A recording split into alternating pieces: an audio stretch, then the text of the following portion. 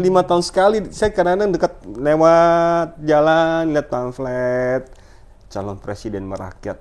Ya 5 tahun sekali dia ke rakyat, saya bilang. Sebelumnya belum tahu. Ya kan? Tulus enggaknya walau alam bisawab. Cuman kan fakta empiris dari pemilu pertama, kedua, ketiga sampai sekarang kita lihat aja deh. Masa mau 9 kali kita dibegoin? Udah nggak cukup apa tuh 9 kali? Dibegoin terus. Sabar lagi. Benar, kita kaum muslimin dilarang untuk memilih pemimpin non muslim atau orang kafir. Itu sempat saya tanya Buya saya, bagaimana dengan kalau misalnya orang muslim yang dianya korupsi, tidak amanah, maka kenapa sistem Islam ini ditanam dalam-dalam oleh orang-orang kafir? Orang-orang kafir, makanya dipakailah demokrasi ini. Yang menguasai Indonesia paling besar siapa? Oligarki kan dari Freeport, Newmont. Itulah dia doktrin pemahaman. Kalau kita nggak ngaji, bodohnya di situ bisa dibego-begoin dari satu sistem, dua pemahaman akidah kita. Ya, kelemahnya iman kita. Kalau kita nggak ngaji. Orang tua kita telah memberikan cintanya tanpa pamrih. Yuk balas mereka dengan kebaikan abadi, yakni dengan berwakaf Al-Quran atas nama mereka. Wakaf sekarang, pahala selamanya.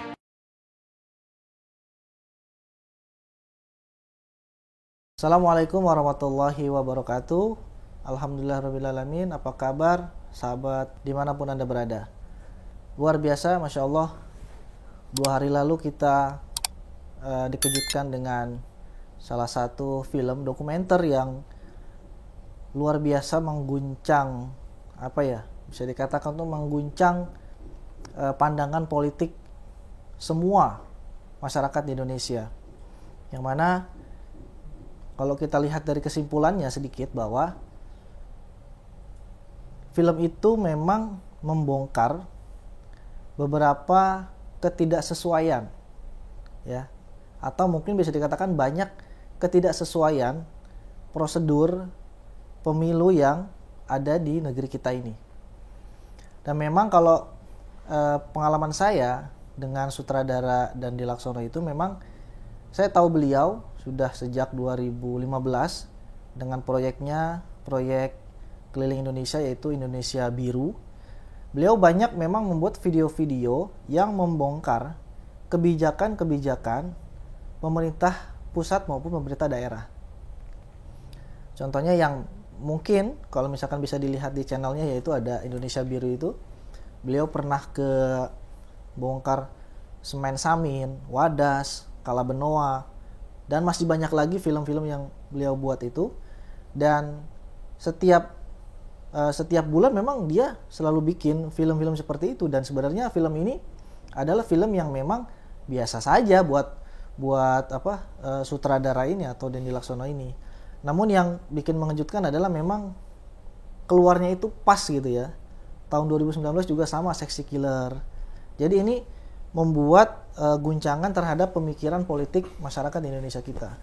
Nah, kami yang memang fokus kontennya adalah mu'alaf juga ingin coba meminta pandangan dari beberapa mu'alaf. Salah satu mu'alaf, alhamdulillah kita sudah undang, yang memang memiliki cara pandang politik yang cukup unik gitu ya. Insya Allah nanti kita akan ngobrol dengan Ko Andre, yang mana videonya sebelumnya pernah kita wawancarai juga. Nanti linknya kita bagikan di deskripsi atau di sebelah kanan, di sebelah kiri atas ya. Nanti buat yang belum kenal nanti boleh lihat videonya dulu. Dan Ko Andre ini memang punya pandangan politik yang jadi katakan anti mainstream seperti itu. Kita coba akan kulik, karena kan gini, biasanya orang-orang di Indonesia itu ya kalau enggak 01, 02 atau 03 gitu kan. Ya kan, enggak ada 04 soalnya kan. 01, 02, 03. Tapi beliau ini benar-benar membuka cara pandang kita sebenarnya sebagai seorang muslim. Padahal beliau seorang mu'alaf gitu kan. Seorang mu'alaf yang biasanya hanya sekedar berbicara tentang toharoh, bersuci, sholat, atau ibadah, puasa dan sebagainya, tapi beliau ini, tokoh Andre ini bisa memiliki pandangan yang menurut saya itu cukup masuk akal atau cukup memuaskan akal gitu ya. Kita langsung saja ke Ko Andre. Assalamualaikum Ko Andre. Waalaikumsalam Masya Allah. warahmatullahi Ketemu lagi kita nih. Alhamdulillah. Ini kedua kalinya ya. Kedua kalinya ya. Jadi memang gini kok. Film Dirty Vote kemarin itu memang menyita perhatian masyarakat Indonesia. Jadi kita coba ingin teruskan pembicaraan kita yang kemarin-kemarin tuh. Benar. Karena apa? Karena di konten kita sebelumnya itu kan kita sedikit membahas tentang Pilpres gitu kan. Nah, kalau di Dirty Vote ini memang membongkar 90% paslon 02 gitu kan. Iya. Sebenarnya ada juga 01 dan 03 ya, ketidaksesuaiannya gitu kan, membongkar ketidaksesuaian atau membongkar dugaan ketidaksesuaian pada pesta demokrasi ini gitu kan. Nah, pandangan Ko Andre sendiri nih sebagai seorang mualaf ya, itu kan memandang Pilpres, perpolitikan yang ada di Indonesia itu seperti apa nih? Karena kan tadi kita ngobrol kan sepertinya Ko Andre itu punya pandangan lain dari yang lain. Gitu kok. Kalau pandangan lain benar. Ya. Karena saya punya ideologi. Ya. Saya punya ideologi, yaitu ideologi saya adalah ideologi Islam. Saya seorang Muslim, ada ukhuwah hasanah saya, suri tauladan saya, sebaik-baiknya contoh, gitu kan. Yang itu sudah dicontohkan oleh Rasulullah SAW. Ya, Islam itu bukan hanya perkara ibadah, bukan perkara sholat, puasa, zakat, atau kita pergi haji, tapi luas. Itu ketika saya ngaji pun saya baru tahu tuh, ternyata ada politik.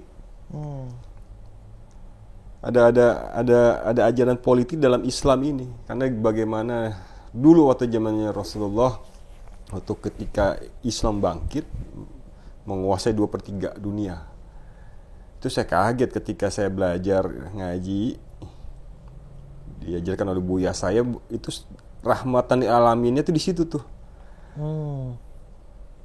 Semuanya damai di bawah naungan Islam. Gitu kan. Setelah saya ngaji bagaimana sistem pemerintahannya, ya, sistem tata negaranya dalam Islam, gitu kan.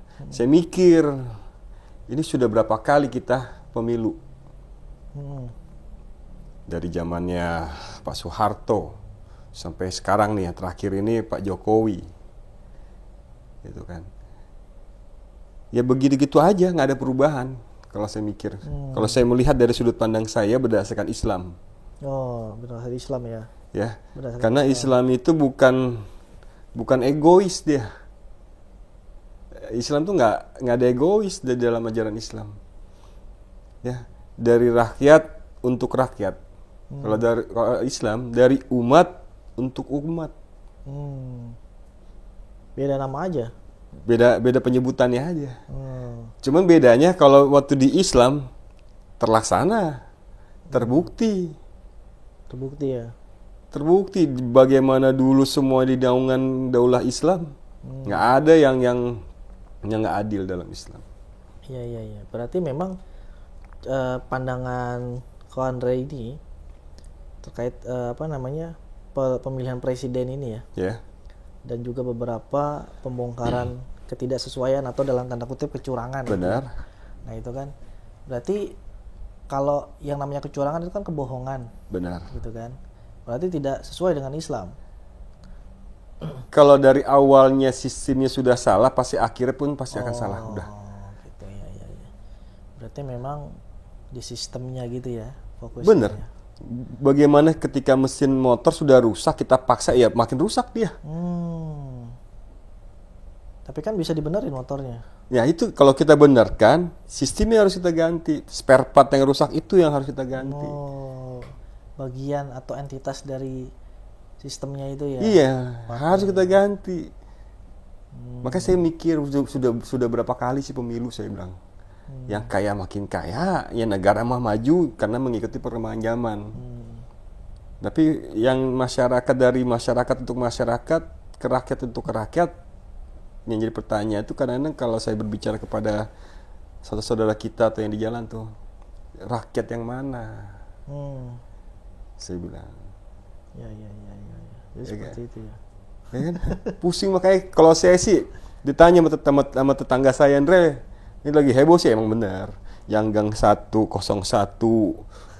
gang 202, gang 303, gang 4 variasi tuh, macam-macam tuh. Campuran. Kalau saya bilang, kamu pilih mana, Andre? Saya nggak 01, 02, 03. Saya 0000 udah. Nggak ada isinya ya. Bener, bingung masalahnya. Saya pikir karena saya mengenang lagi waktu zamannya Pak Soeharto sampai Pak Jokowi ini, janji semua. Saya lihat waktu kemarin tuh debat Pilpres nonton sama ayah saya tuh ya. Saya bilang, Pak, dulu bapaknya juga ngomongnya begini nih. Ya. Lapangan pekerjaan mudah. Begitu sama kan? Iya. Nah, pangan murah tuh. Dulu begitu kan ngomongnya. Dicontoh sekarang dia ngomong begini.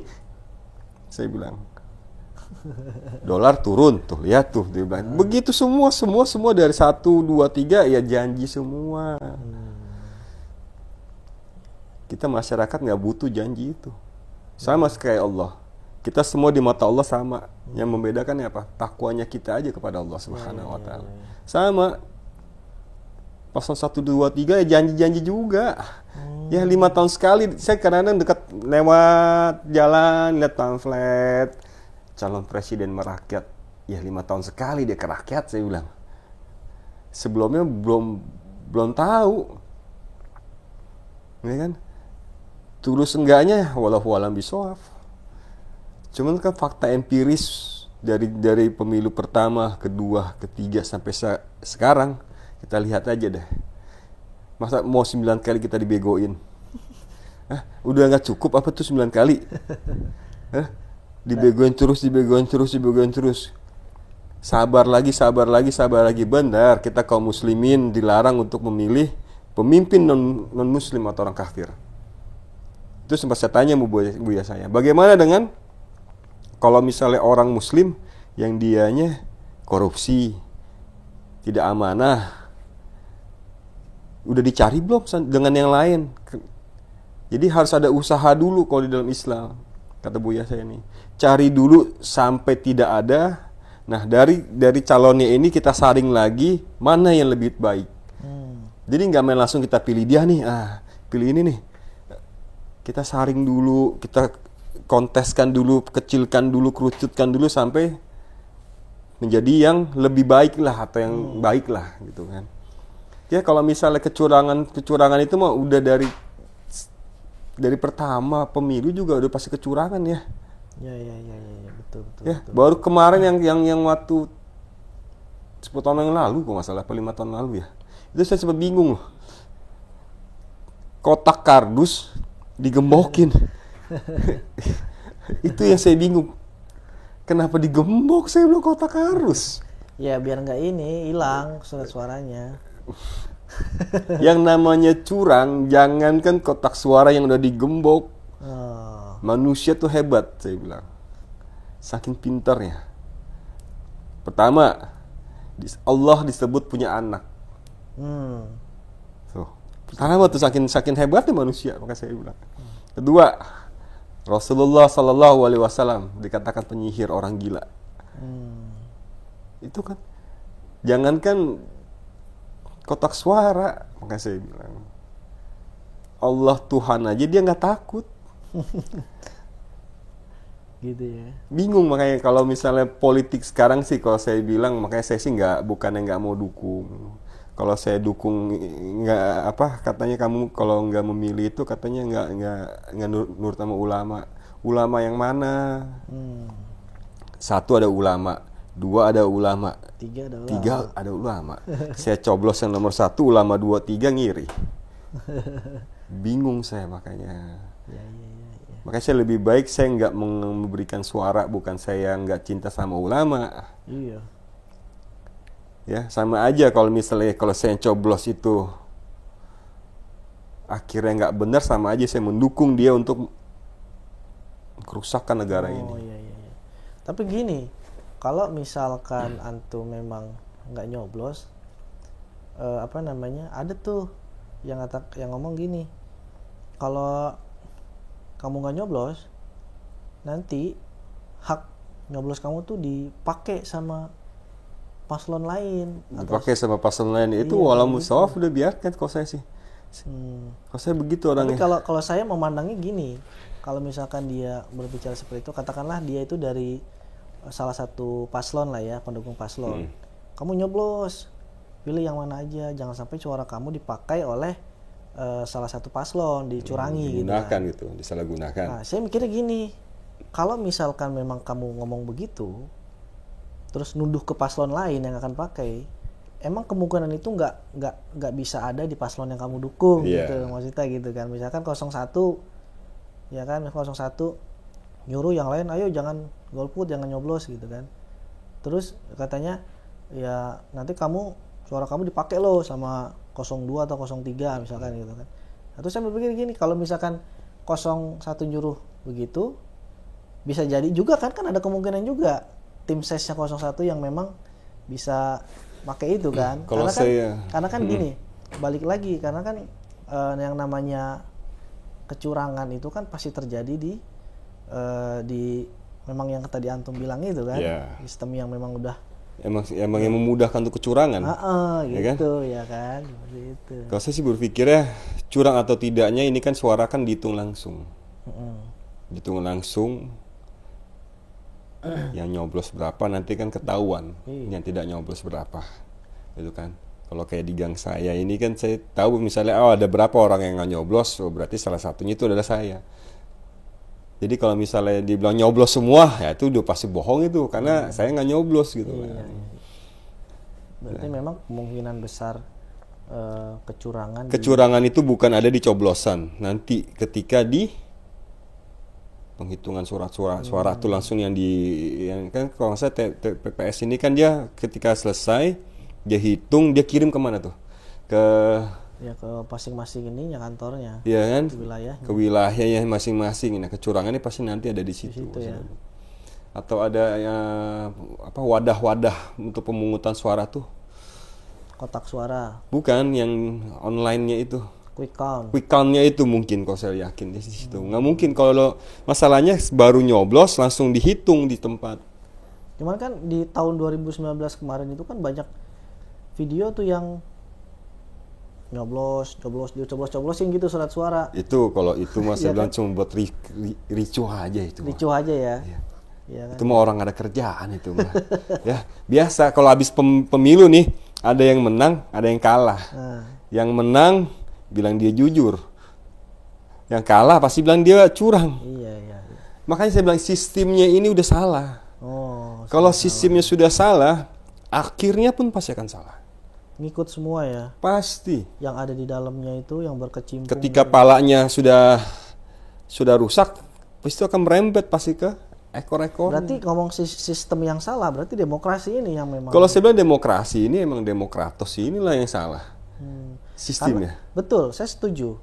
Karena saya pernah baca literasi bahwa demokrasi ini kan berasal dari bahasa Yunani. Ya kan, demos dan kratos.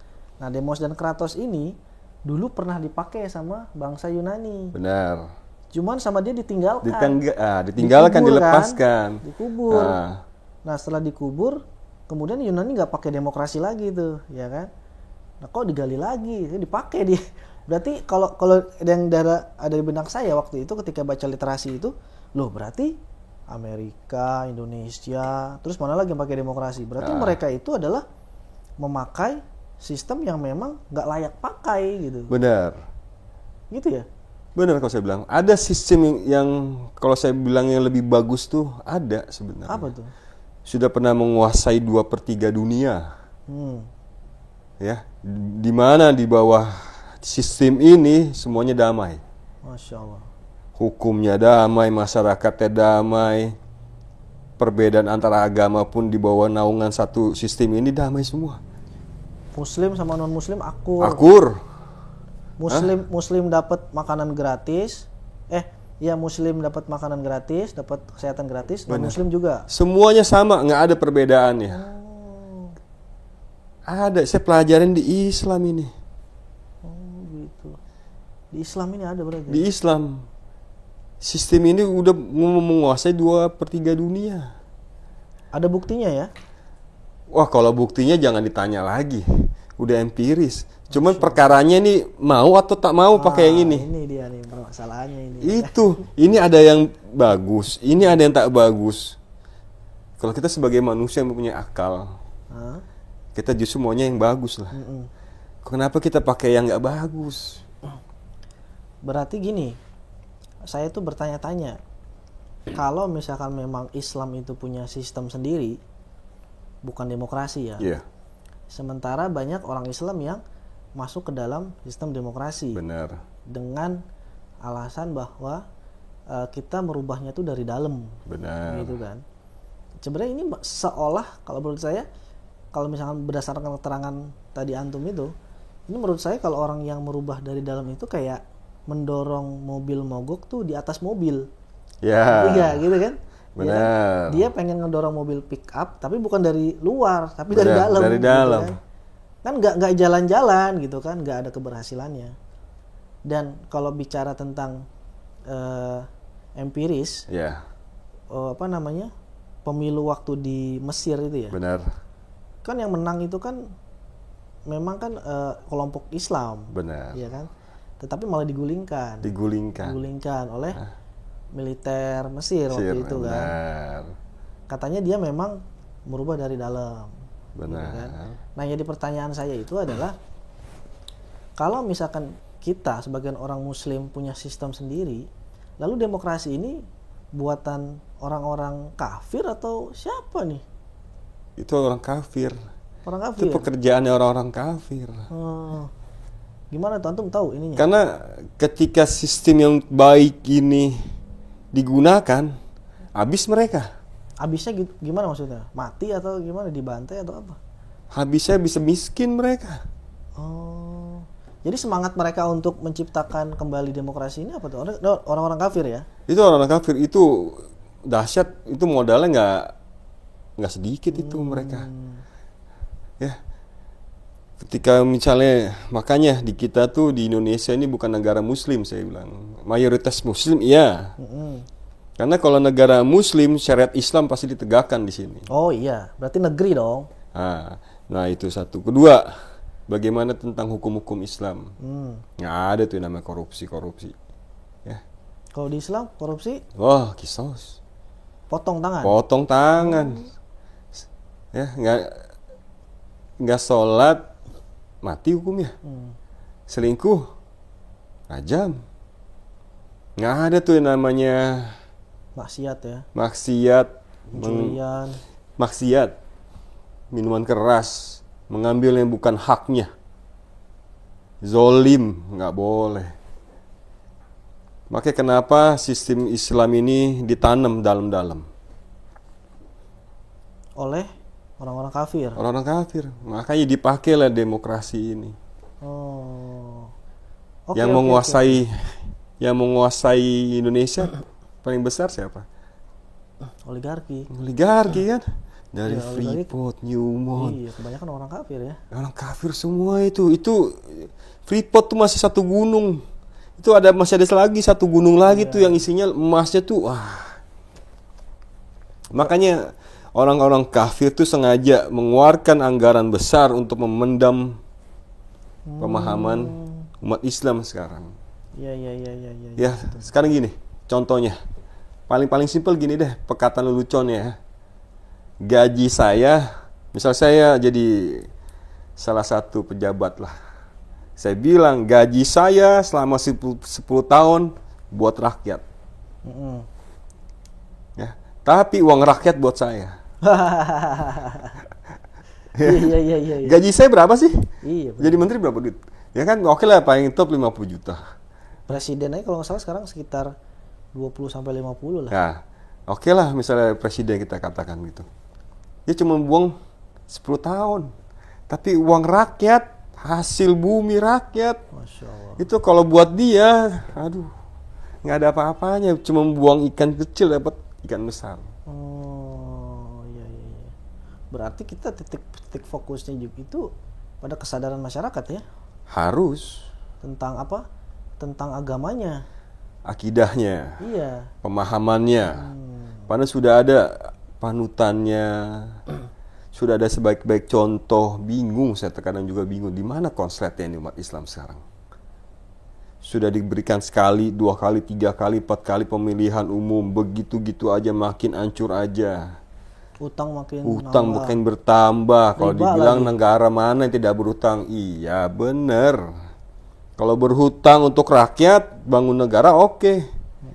Ya kan? Berhutang lelang, berhutang lelang, project. Ya, yang project itu ya orang-orang dia juga. Jadi uangnya circle-nya ke dia juga. Berarti kita dapat apa? Bansos.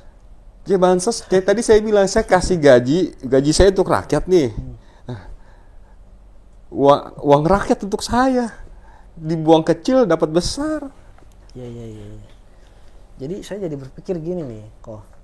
Kalau misalkan memang demokrasi ini adalah yang menciptakan orang-orang kafir, Benar. gitu kan.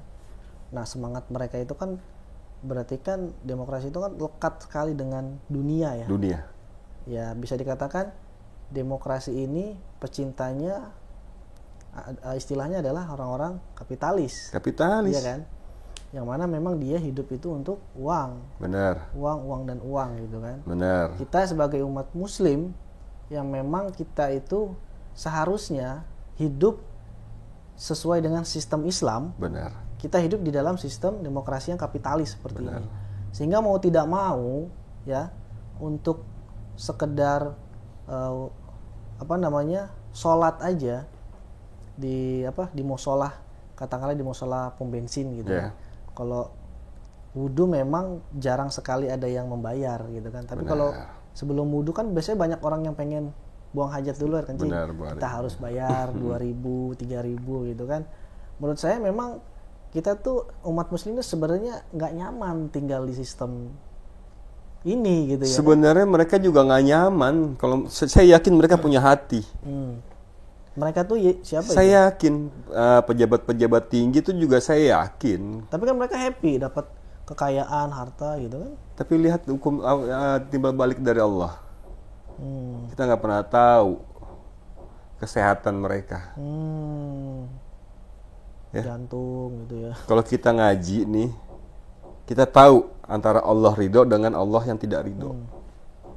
Saya mencopet dengan saya bekerja, beda. Yang satu Allah ridho, yang satu Allah tidak ridho. Mencopet dia dapat duit, tapi Allah tidak ridho itu. Yang satu dia bekerja keras, tapi Allah ridho. Itu perbedaannya. Iya. Sama mereka juga yang pejabat-pejabat itu. Ya saya bilang mereka wakil rakyat benar. Satu, mereka mewakilin rakyat untuk hidup enak. Kedua, sejahteranya. Ya, mereka udah mewakilin itu. Makanya namanya disebutnya wakil rakyat dia. Mewakili semua apa yang rakyat inginkan. Itu dia. Makanya terkadang saya itu kalau ngobrol sama saudara-saudara saya dari rumah, emang doktrinnya juga udah sadis banget ya kalau saya bilang, sampai segitunya saya bilang. Sampai bisa merubah pemahaman ini dahsyat ini saya bilang. Sistem ini nih emang sudah sistem kufur. Tapi kalau masih digunakan juga ya bingung saya juga dari mana bagusnya. Kalau saya compare dengan sistem Islam, daulah Islam, jauh kok saya bilang. Itu yang saya bingung, kenapa masih digunakan sistem demokrasi ini? Oke. Berarti dari 01, 02, 03 ada nggak sih secerca harapan untuk bisa merealisasikan cita-cita kita, katakanlah dalam lingkup masyarakat Indonesia dulu deh ya, kesejahteraan. Karena kan Undang-Undang Dasar itu kan amanatnya adalah mengantarkan masyarakat Indonesia atau rakyat Indonesia ke gerbang kesejahteraan, Iya. gitu kan. Semua keinginan rakyat itu cuma ada di satu. Saya tunggu dari dari capres yang dulu, cawapres, calon presiden, wakil presiden dulu tuh nggak pernah. Ini dia cukup mengucapkan satu kata itu sudah mencakupi semuanya. Apa tuh? Coba aja ada salah satu capres saya mau ngomong begini atau berkata begini. Saya nggak perlu janji apa-apa. Saya akan tegakkan syariat Islam di sini. Udah. Berarti kalau menegakkan syariat Islam ada jaminan Semuanya jaminannya. semuanya. Kesehatan, pekerjaan, keamanan, kesehatan kenyamanan. Gratis dari BPJS. mana? BPJS, rumah sakit banyak yang dihutangin kok. Pelayanan berbeda-beda. Itu kalau oh iya ya, tapi ada salah satu partai kalau dia menang tuh BPJS gratis. Berarti berbayar dong sebelumnya dong. Ya, kalau gratis kita nggak dipungut uang sepeser pun tuh kalau gratis. Makanya kata-katanya gratis kita tak dipungut sepeser pun. Geser pun ya. Ya kan? Terus pelayanannya juga. Pelayanannya dipukul rata, tidak ada perbedaan. Makanya saya bingung, ini udah ada sistem yang carut marut, ya. Anggota dewan, anggota partainya begini ngomong manis, masih didukung, saya bingung. Ya kan, apa yang mau?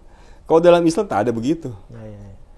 Kalau dari antum sebelumnya yang memang mualaf ya, sebelumnya yang waktu masih jadi orang kafir ya. Saya nyebutnya kafir nggak apa-apa ya, karena lebih halus daripada non muslim ya. Benar, kafir itu malah lebih halus daripada non muslim. Iya. Jadi apa namanya? Apakah pernah menemukan pemikiran yang memang dibawa dari agama tersebut, dari agama sebelumnya itu Katolik atau Kristen? Kristen Protestan. Protestan. Kalau di Islam itu kan semuanya kan ada aturannya. Benar. Dari mulai makan, minum, masuk kamar mandi, keluarnya. sampai untuk urusan negara. Itu kan Negara ada semua diatur. Nah itu di agama sebelumnya itu antum pernah menemukan nggak? Nggak ada. Nggak ada. Waktu itu Yesus Kristus hanya menyebarkan Menyebarkan apa tuh? menyebarkan ajaran pemahaman dia pada Bani Israel. Udah. Sampai dia berkelana, ditangkap, akhirnya disalibkan sudah. Nggak ada lagi. Nggak ada lagi. Di Alkitab itu nggak ada aturan. Di Alkitab nggak ada. Kalau di Al-Quran kan ada pembagian waris gimana. Kalau di Islam ada hukum waris. Di Al-Quran loh ya, di kitab-kitab ya. Kalau di Kristen tak ada. Notaris kita pakai. Sistem sekolah nggak ada. Makanya saya bilang ada salah satu sistem yang ini udah mencakupi semuanya. Ada aja satu paslon yang berkata saya akan tegakkan syariat Islam, dah. Itu sudah mencakupi semuanya, sejak pendidikan, kesehatan, kesejahteraan, pekerjaan, keamanan. Di mana Islam mata balas mata. Pengelolaan itu sumber daya alam kayak emas, tambang. Itu udah diatur oleh Islam. Udah diatur ya. Semuanya diatur sama Islam.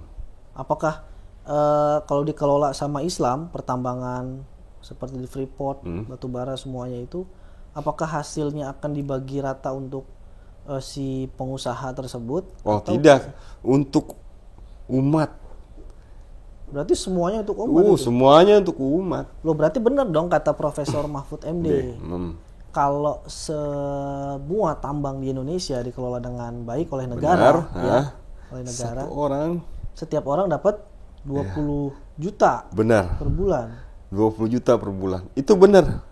Cuman sayangnya Profesor Mahfud MD kenapa cuma bisa mengatakan aja? Harusnya dia mengajukan. Kan ini sekarang lagi cawapres dia. Cawapres deh, cuman ya itu partnernya itu saya juga maaf bukannya apa, partnernya itu di belakangnya itu tuh aduh pusing juga saya. Ujian juga tuh makanya saya bilang. Terus yang 02 yang di dirty vote, dirty vote itu kan memang udah 90% tuh dibongkar. Itu udah dibongkar. Ya cuman emang benar kalau saya bilang kecurangan itu pasti ada dari pemilu pertama sampai sekarang. Kalau kita mau jujur buka-bukaan, jujur-jujuran. Ayo. Kalau malaikat bisa bisa ngomong, kita lihat, saya yakin 100% itu semua nggak ada yang murni. Ya, Nggak ada yang mau lihat. nggak ada yang murni, pasti bohong semua itu, kecurangan semua itu. Langsung, umum, bebas, rahasia, itu bohong. Mereka hanya menggunakan istilah-istilah yang ada di dalam syariat Islam. Tapi di Islam itu kan bukan hanya menggunakan istilah, tapi mempraktekkan juga, melakukan juga. Astagfirullah.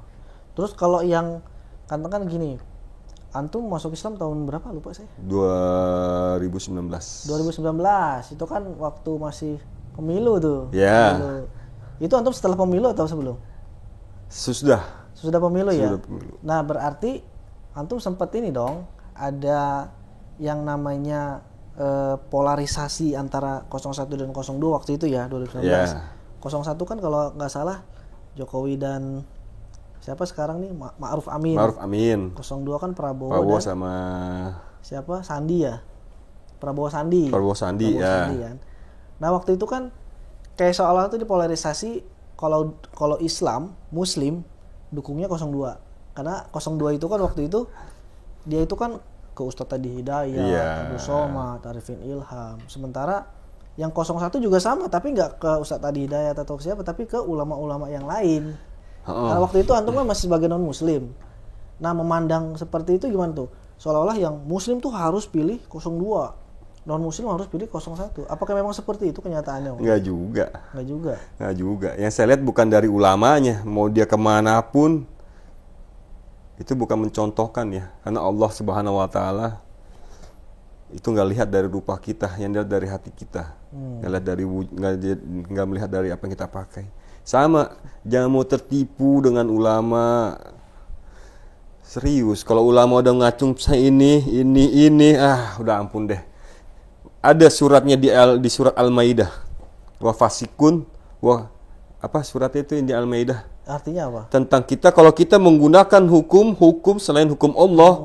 Pertama, fasik kita. Kedua, munafik langsung. Itu yang saya bingung. Bagaimana presiden, menteri-menteri ya disumpah di atas Al-Qur'an tapi dia masih menggunakan hukum tauhid. Oh, iya. Itu sama aja menghina Allah. Jadi bahasa kasarnya gini, bahasa gampangnya adalah gini, Al-Quran itu hanya digunakan pada saat-saat tertentu aja, yang menguntungkan dia. sumpah jabatan, misalkan gitu kan. Ya katakanlah nih kan nanti yang terpilih siapa saya nggak tahu kan. Pasti tuh nanti disumpah Di atas Al-Quran tuh. Al-Quran di atas gitu kan. Iya, Al-Quran Karim pasti tuh. Nah, yang jadi pertanyaannya, apakah yang disumpah dengan Al-Quran itu sudah mempelajari seluruh isi Al-Quran? Saya yakin sih belum. Gitu kan, belum. Dan apakah dia pernah membaca ayat tentang kewajiban berpuasa di bulan Ramadan? Benar. Ya ayyuhalladzina amanu kutiba alaikumusiyam. Sama ayat ya ayyuhalladzina amanu kutiba alaikumul qital, kutiba alaikumul qisas, gitu kan. Sebenarnya kan 3 ayat ini kan semuanya wajib. Bener, jangan dipenggal. Dipenggal gitu kan. Iya. Yang memang siamnya udah kita lakukan dan itu kan semua rakyat Indonesia melakukan. Ya. Yang muslim ya, tentunya. Presiden kita juga kan muslim. Apalagi wakil presiden kita Kiai. Nah, yang kedua ini yang kital dan yang kital sama kisos. Ya kan? Nah, kisos ini itu kan sebenarnya hukum wajibnya belum terlaksana sampai saat ini. Sampai sekarang, jangankan itu. Kalau nggak salah presiden dulu pernah berkata, jangan korupsi bansos. Yang ketahuan hukumnya mati. Ketahuan mana dihukum apa? Enggak kan? Penjara kan? kan makanya saya bilang dari situ, dari kalau awal sistemnya sudah buruk, akhirnya pun akan buruk. Iya. Semuanya, apapun perkataan petinggi-petinggi itu pasti buruk semua. Terus lagi ayat lagi innamal mu'minuna ikhwah. Setiap mukmin adalah bersaudara. Nah, sedangkan kita tentara kita di Indonesia ini banyak yang mukmin, muslim, ya kan. Baca Qurannya fasih banyak, hafiz Quran juga banyak. Ada. Tapi untuk bisa membantu saudaranya yang di Gaza, di Palestina, itu susah sekali mereka bergerak. Itu dia. Gitu kan. Harus melalui birokrasi inilah. Birokrasinya birokrasi panjang, ribet, harus ke lama. mana? Ke PBB lah dan lain sebagainya. Padahal kan sebenarnya kan dalil kalau mu'alaf itu memaknai bahwa Al-Quran itu adalah kitab yang paling tinggi gitu kan ya. Iya. Kitab yang paling tinggi yang memang dia tuh harus di atas kitab konstitusi sebenarnya Benar. gitu. Harusnya. Jadi gini, yang memayungi itu Al-Quran, bukan Benar. Al-Quran itu dipayungi, Benar. bukan. Iya nggak sih? Benar, itu benar sekali. Iya kan? Karena memang konstitusi itu atau gampangnya gini lah, Pancasila itu gitu kan. Pancasila itu kan bisa dikatakan yang pertama itu adalah kan ketuhanan yang Maha Esa. Ya, coba kita lihat di Alkitab, ada nggak ayat yang menjelaskan Tuhan itu Esa? Ada kan? Antum waktu di konten sebelumnya menyebutkan gitu kan. Di Al-Quran apalagi, iya kan? Harusnya kan seperti itu. Jadi ketuhanan yang Maha Esa itu memang cikal bakalnya negara ini atau negeri Indonesia ini terbentuk. Gitu. Benar. Tapi kekurangannya, ada kekurangan dari Pancasila. Benar, Pancasila itu digurau dari tercetuslah dari Al-Quran atau dari Islam lah ya. Benar, satu ketuhanan yang Maha Esa. Itu kalau misalnya saya nilai itu kayak syahadat ya. Cuman ada kekurangannya, ada ketidaksempurnaannya dari Pancasila sila pertama tuh. Apa tuh? Muhammad dan Rasulullahnya kemana? Sedangkan Islam nggak bisa dipisahkan tuh. Allah dengan Rasulullah nggak bisa. Tapi ini menarik nih, karena sama. Kalau misalkan kita bicara tentang Alkitab, ya kan? La ilaha illallah, ya kan? Kalau kita bicara kitab, ya Isa itu seharusnya kan jadi utusannya Allah, Iya. gitu kan? Jadi ada kelekatan atau ada keterikatan antara Allah dan Nabi Isa, Benar. ya kan? Cuman yang jadi salah itu adalah pemahaman umat Kristiani dan Katolik yang mengatakan bahwa Yesus atau Nabi Isa itu adalah Tuhan. Gitu benar. kan? Ya kan? Dasarnya apa? Kalau misalnya bilang oh hebat dia, kalau kita flashback lagi, menghidupkan orang mati. Ya.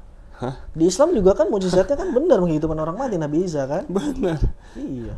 Di perjanjian lama, di dalam kitab para rasul atau di perjanjian lama ada itu. Ada nabi sebelumnya. Iya. Yang dia sudah wafat, tulang belulangnya bisa menghidupkan orang mati, tapi dia nggak disebut Tuhan. Nggak disebut Tuhan. Kenapa Nabi Isa yang mujizatnya bisa ngidupin orang mati, dia sebut Tuhan? Disebut Tuhan. Berarti kan ini ada sebuah grand design sebenarnya ya? Iya, itulah dia doktrin pemahaman. Kalau kita nggak ngaji, bodohnya di situ bisa dibego-begoin dari satu sistem, dua pemahaman akidah kita. Ya, kelemahnya iman kita. Kalau kita nggak ngaji, berarti antum kalau masih Kristen nih bakal nemuin kayak gini nggak nih kebenaran tentang urusan hidup ini? nggak ada. Nggak ada. Karena Yesus itu dia berkelana berkelana dari satu kota ke kota lain hingga akhirnya ditangkap, disalibkan, sudah. Nggak ada cerita lagi. Nggak ada cerita lagi, saya bilang. Dan abis Yesus wafat nggak ada lagi utusan Sudah. lain selain Nabi Muhammad kan? Harusnya ada. Beda loh antara Yesus dengan Isa. Kalau saya bilang, kalau misalnya orang Nasrani berkata sama saya bilang serupa tapi tak sama. Oh, serupa tapi tak sama. Ya. Tapi kalau misalnya Nasrani bilang beda, feedback balik dia. Bingung juga dia. Kenapa disebut kenaikan Isa Al-Masih bukan kenaikan Yesus?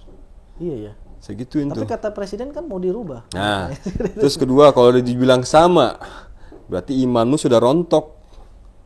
Oh gitu. Feedback. Kalau Nasrani. Efek domino sebenarnya. Kalau Nasrani ditanya gitu ya. Sebenarnya efek domino kalau saya bilang. Kalau dia bilang bukan, kok mirip saya bilang. Ya kan? Kalau dibilang iya Nabi Isa itu adalah Yesus Kristus, berarti imanmu sudah rontok, saya bilang. Nggak bisa. Nggak bisa ya. Nggak bisa, saya bilang. Berarti memang tidak ada yang menjelaskan tentang peraturan bagaimana kita hidup di dunia ini selain Islam. Hanya Islam. Hanya Islam. Benar sih. Buddha Siddhartha Gautama tidak menikah, Betul. hanya bertapa. Yesus berkelana. Ya, dewa-dewa. Dewa-dewa gimana tuh? Dewa-dewa itu manifestasi apa sih sebenarnya? Ya, kalau saya bilang dewa-dewa itu mah semacam kayak malaikat-malaikat lah kalau saya bilang. Malaikat ya, bukan kayak jin-jin gitu. Bukan. Bukan ya? Dia kayak malaikat-malaikat yang dia kayak malaikat Jibril alaihissalam kan pernah juga menyaru seperti manusia, ya kan? Ciri-cirinya rambutnya tebal lebat, tidak ada tapak sidik jarinya. Gitu kan. Kalau saya bilang dewa-dewa itu ya sebenarnya malaikat-malaikat lah. Cuman saya nggak mau lebih jauh komentar lagi, takut bingung ntar imajinasi lagi. Iya. Soalnya terkadang begitu kan, kita lihat tanah. Ini ada dewa tanah nih pasti nih. Air, ada dewa air nih. Iya. Ya kan, udara pasti ada dewa angin. Ntar kalau yang satu lagi, ini pasti ada setan tanah nih. Setan tanah. Ya kan, ini jin air pasti ada nih. Iya. Terlalu banyak halusinasi, imajinasi, bingung. Makanya itu saya cuma dapat di Islam, di mana mengatur semuanya. Berpolitik, saya kaget ternyata Rasulullah tuh berpolitik sampai besar ya. Betul. Kalau 2/3 dunia. Baca sejarahnya atau literasinya itu memang ketika Rasulullah ini bukti bahwa Rasulullah itu memang mengajarkan politik Islam. Karena saya baca nih bukunya sih nggak satu, ada beberapa buku yang saya baca karena kan sumber kan banyak. Jadi memang Rasulullah itu ketika dia itu hijrah ke Madinah. Ya. Ya kan? Sebelumnya sebenarnya gini, Rasulullah itu hijrah ke Madinah itu tujuannya apa? Yang beredar di masyarakat itu hanya hijrah saja. Yeah. Dakwah di Mekah sudah tidak aman, dia pindah ke Madinah biar aman. Sebenarnya bukan itu. Yang benar adalah setelah kita baca lagi literasi, Rasulullah itu punya yang namanya metode dakwah. Benar. Ya. Nah, metode dakwah yang pergi ke Madinah itu adalah sebelumnya pernah dicoba oleh Rasul ke Taif. Taif ya. Iya benar ya. Benar. Nah, di Taif itu Rasul malah ditimpukin. Ditolak. Dan ditimpuk akhirnya. Sampai malaikat itu ingin mengangkat dua gunung situ kan. Nah, kemudian dia pindah hijrah ke Madinah. Kemudian di Madinah itu Rasulullah itu targetnya adalah penguasa Madinah itu atau Yasrib itu bisa masuk Islam. Benar. Ya. Karena sebelum Rasulullah hijrah itu kan dikondisikan dulu oleh para sahabat kan, oleh para delegasinya Rasul gitu kan ke sana. Setelah mereka bersyahadat, Rasul makanya Rasul disambut dengan baik oleh kaum Ansor, oleh kaum Yasrib di sana. Ya karena memang sudah dikondisikan. Benar. Kondisinya mereka sudah masuk Islam ketika Rasul di sana, langsung diserahkan bukan semua ya kekuasaan daripada kota Yasrib itu ke Rasul. Benar. Rasul di situ membangun negara, ya kan, namanya negara Islam yang tadi antum sebut Daulah Islam, ya kan. Kalau saya baca sejarahnya, literasi itu begitu. Nah, setelah Rasul membentuk sebuah negara Islam di sana, kemudian Rasul itu bikin masjid. Benar. Kemudian pusat pemerintahannya di situ. Sistemnya. Nah, barulah dia membebaskan Mekah. Benar. Kalau saya baca singkatnya seperti itu. Benar. Setelah membebaskan Mekah, Ka'bah bisa dikuasai, dibersihkan dari patung. Benar, Rasul berkuasa di situ. Habis itu dia mendakwahkan ke Raja Persia, Raja Romawi. Benar, petinggi-petinggi. Orang-orang kafir lah ya. Iya. Ayo masuk Islam, orang kafir. Agar mendapatkan dukungan. Betul. Ketika diajak masuk Islam, nggak mau, 2 kali lagi diajak negosiasi. Ayo masuk Islam. Nah, habis itu baru kalau nggak mau, malah nantangin. Ya udahlah, kita berantem aja kalau kata itu kan orang-orang kafir. Ya. Umat Muslim digituin kan, nggak takut ya kan. Gitu. Nah, jadi itu yang saya baca sejarahnya. Jadi kalau misalkan bicara tentang politik, antum sebagai seorang mu'alaf ini memang sangat cukup menguasai juga ya terkait dengan Ya harus mau nggak mau ya. Jangan setengah-setengah dalam Islam. kafah ya. Harus bahasanya. kafah. Ya, nggak boleh setengah-setengah. Kita bisa jangan ibaratnya gini. Kita ambil yang enaknya aja lah, yang buruknya kita nggak ambil, nggak boleh. Islam sudah mengajarkan semuanya. Semuanya harus diambil. Kita Ya. panduan Al-Quran itu. Artinya kalau kita bisa bayar zakat, kita bisa puasa, kita bisa berhaji, kita bisa syahadat, tentunya kita juga bisa melakukan yang namanya kisos. Bener. Karena itu kewajiban. Kewajiban. Yang tahu hidup kita siapa sih kalau bukan sang yang nyiptain kita? Betul. Setuju. Ya kan? Yang tahu kehidupan kita nih. Pasti yang nyiptain kita itu yang lebih tahu, yang lebih baik. Udah ada buku panduan, Al-Quran, Sunnah. Betul. Masih nggak dipakai juga. Oke, masih pakai sistem kufur. Ya, udah dibuka sama Allah. Ini loh keburukannya, kelemahannya. Masih aja nggak mau. Bingung saya. Betul. Ada sistem perbandingan. Ayo, ini sistem Islam. Nggak ada sistem keras Nasrani, nggak ada. Sistem Nggak ada ya? sistem Hindu nggak ada. Sistem Kristen nggak ada. Katolik pun sistemnya nggak ada.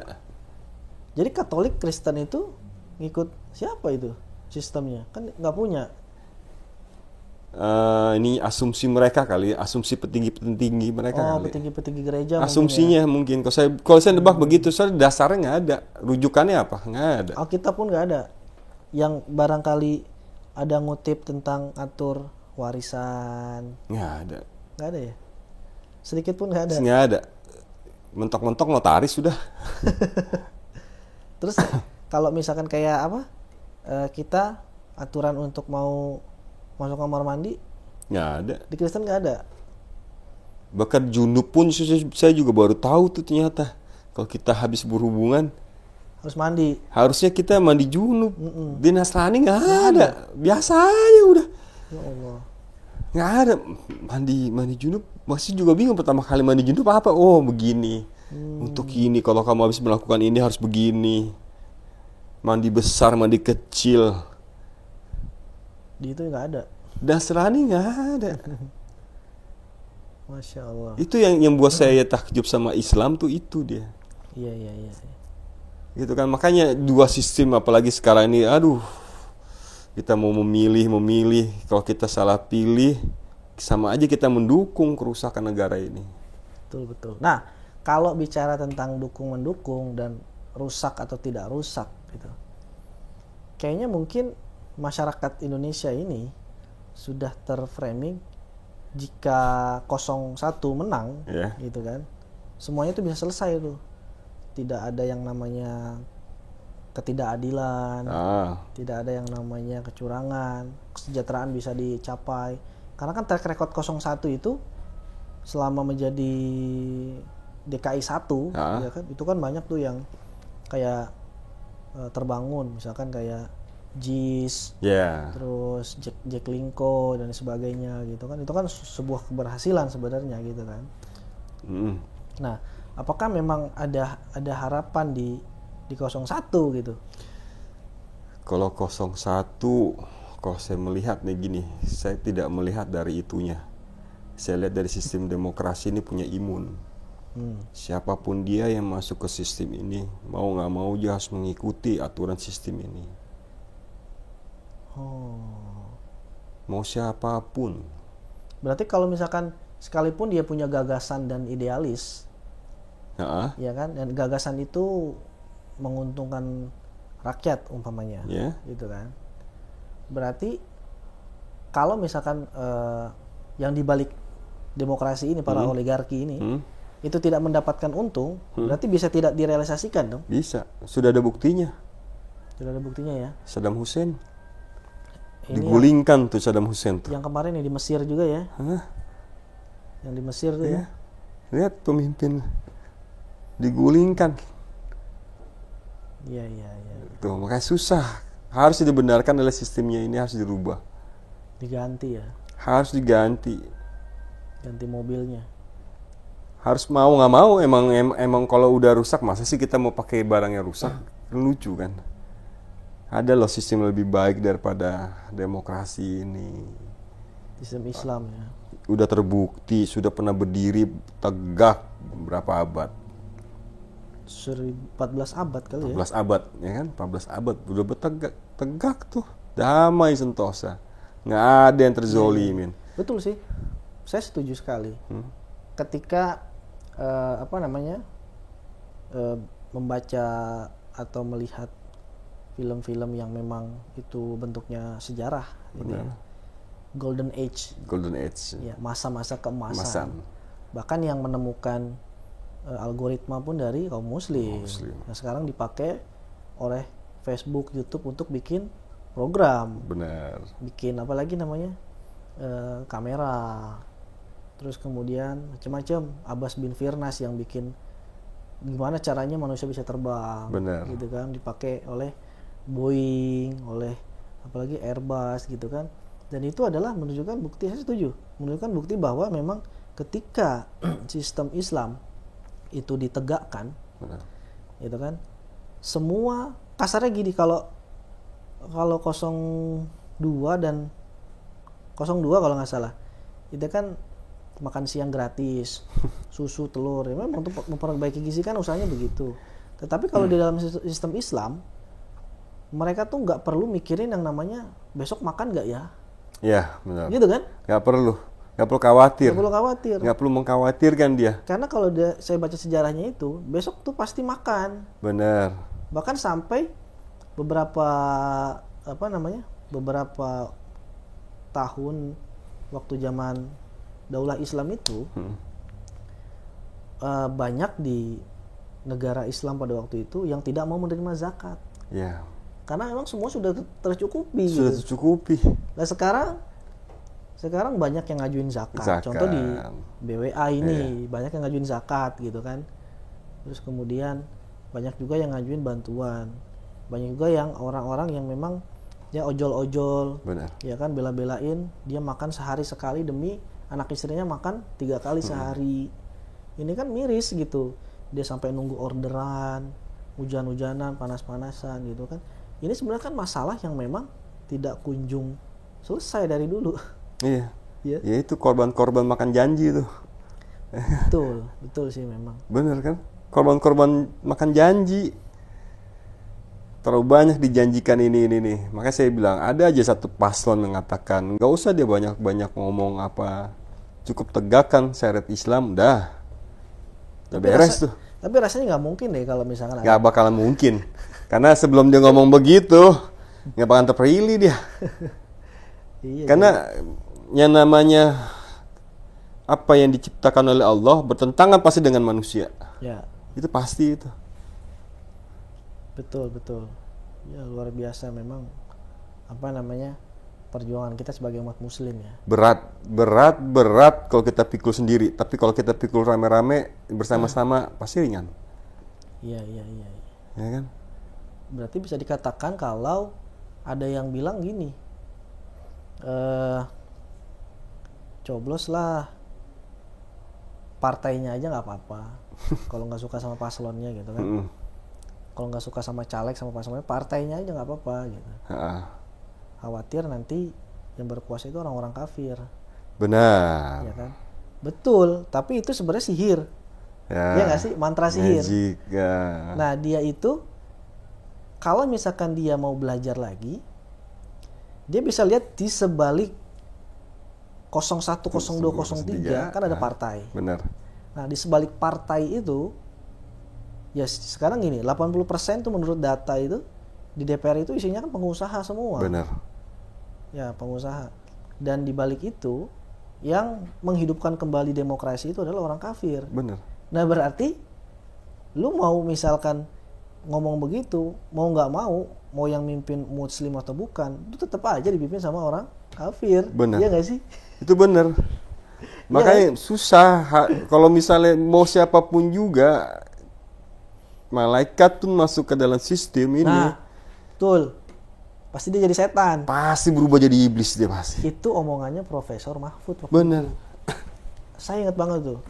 siapapun yang masuk ke demokrasi dia bisa jadi setan, atau malaikat masuk ke dalam sistem demokrasi dia bisa jadi iblis. Karena itu memaksa, sistem ini yang memaksa mau nggak mau harus seperti ini. Iya iya. Ya, Dia nggak mau punya imun dia. Iya. Ya mungkin Profesor Mahfud betul ininya. Tapi mungkin dia lagi coba berusaha dari dalam kali. Coba Bismillah. Wallahu alam bisawab, karena nggak ada yang tahu. Cuman kalau ya kita bukan hanya berserah ya. Kalau kita berserah sih salah ya kalau saya bilang. Betul. Makanya beratnya dakwah sekarang ini ya begitu nih. Ya, perkara anjing aja diharamkan. Saya bilang perkara uang haram sekarang dibilang rezeki. Iya. Ya kan? Dia anjing mau haram tuh. Betul. Tapi uang haram rezeki nih. Dia nggak mau megang anjing, megang babi nggak mau karena haram. Haram, dia tahu. Tapi ketika dapat uang haram, ada transaksi haram, dia bilang rezeki tuh. Itu dibilang rezeki halal gitu ya. Bingung. Iblis, saya bilang di belakang pasti ketawa. Iblis mendengar itu ketawa itu iblis. Dia bilang mengerikan ya, subhanallah ya. Itu dia, makanya kalau ngomong politik ini seru lah ya. Ya. Nah, mudah-mudahan gini Ko Andre. Ini di hari pencoblosan ini ya, mudah-mudahan dengan adanya film Dirty Vote ini. Ya, Dirty Vote itu atau bahasa Indonesia itu suara kotor. Ya. Suara kotor itu bisa semakin menambah level pemikiran umat muslim di Indonesia. Oke. Ya kan? Yang tadinya belum sadar terkait dengan agamanya semakin sadar sehingga dia bisa mencari tahu agamanya. Ya, itu selama itu ini seharusnya ya ya. Kan? Yang selama ini cuman taunya rukun Islam sama rukun iman. Terus tahajud, puasa sunnah, terus apalagi poligami, katakanlah seperti itu. Dia tahu pokok pentingnya, yaitu apa? Peraturan hidup dalam Islam itu seperti apa gitu ya. Mudah-mudahan kita doakan. Itu dia. Ya kan? Makanya kalau misalnya Wakaf TV ini kalau ada yang mau ngaji tentang, ada yang umat Islam penasaran nih, wah saya nggak tahu nih mau belajar Islam lebih jauh lagi kemana gitu kan. Nah bisalah. Insyaallah mudah-mudahan. Wakaf TV mediain gitu kan. Ada nih kita nih yang mau belajar Islam lebih jauh lagi nih. Ternyata Islam tuh bukan hanya perkara ibadah ini bukan. Silahkan gitu. Betul. Ini harus diperbanyak wadah-wadah seperti itu. Amin. Mudah-mudahan kita Wakaf TV bisa istiqomah terus ya Ko Andre ya. Terima kasih Ko Andre bincang-bincangnya. Seru. Kalau mau diterusin ini bisa seharian sore ini. Karena memang kalau bicara politik seru karena persepsi kita sekarang ini sudah persepsi Islam. Benar. Ya, persepsi Islam. Yang mana sekarang mohon maaf nih, para ulama itu memberikan dalil. Contoh misalkan ada pertanyaan, kita bagaimana Rasulullah itu memilih pemimpin, misalkan gitu kan. Bagaimana tuntunan para sahabat atau Rasulullah itu memilih pemimpin, gitu kan. Nah, ustadz-ustadz sekarang itu ngambil rujukannya itu dari ulama-ulama yang hidup di dalam sistem Islam, seperti Imam Syafi'i, Imam Bukhari, ya kan. Nah, bukan pada sistem yang demokrasi. Nah, ada ulama yang memang ada hidup di masa transisi itu antara sistem Islam ke sistem demokrasi. Makanya saya juga bingung tuh. Satu yang lainnya nih. Ini ulama kita ngedukung sistem demokrasi itu saya bingung. Ya, karena gini, kalau menurut saya gini kok. Kenapa dia nggak mendukung sistem Islam? Gini kok, kalau menurut saya gini. Karena itu balik lagi, rujukan mereka adalah ulama-ulama yang hidup di dalam sistem Islam. Karena di dalam sistem Islam itu, waktu itu mereka, ulama rujukan kita itu hidup, nggak ada tekanan, nggak ada bahasa kapitalis di dalam itunya, nggak ada. Lihat aja lah, Imam Syafi'i itu, ya kan, yang jadi rujukan umat muslim di Indonesia. Beliau itu kan sampai lupa menikah. Bener. Nulis aja kan. Terus nyari duitnya gimana, makannya gimana. Nah, negara kan udah nanggung. Ya benar, ditanggung oleh negara. Khalifah, pemimpin Islam yang nanggung sebenarnya. Jadi bukan lagi kita besok itu bisa makan atau enggak. Iya, benar. Iya kan?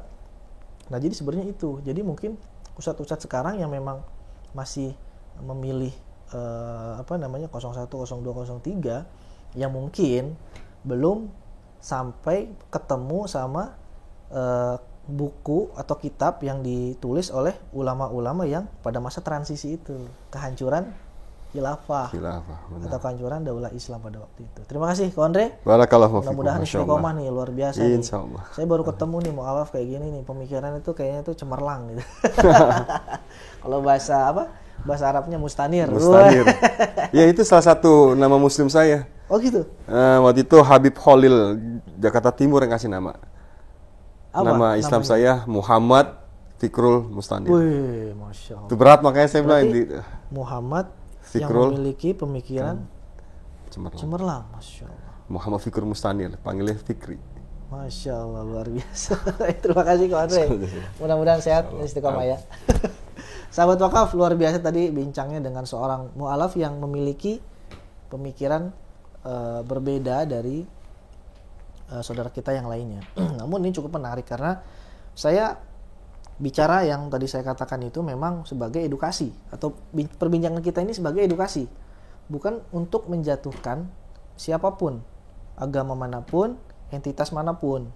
Tapi kita berbicara seperti ini untuk edukasi, karena dasar yang kita gunakan adalah data dari buku, dari literasi, dari fakta, dari macam-macam sumber. Jadi mudah-mudahan kita hari ini yang memang masih dalam suasana pesta demokrasi, mudah-mudahan Allah berikan taufik dan hidayah untuk bisa memperjuangkan apa yang seharusnya diperjuangkan, yaitu perjuangan kita dalam menegakkan janji Rasulullah SAW, yaitu tegaknya syariat Islam. Akhirul kalam, jika memang konten ini bermanfaat, silahkan share, like, dan komen. Dan jangan lupa subscribe channel ini. Terima kasih. Assalamualaikum warahmatullahi wabarakatuh. Orang tua kita telah memberikan cintanya tanpa pamrih, yuk balas mereka dengan kebaikan abadi, yakni dengan berwakaf Al-Quran atas nama mereka. Wakaf sekarang, pahala selamanya.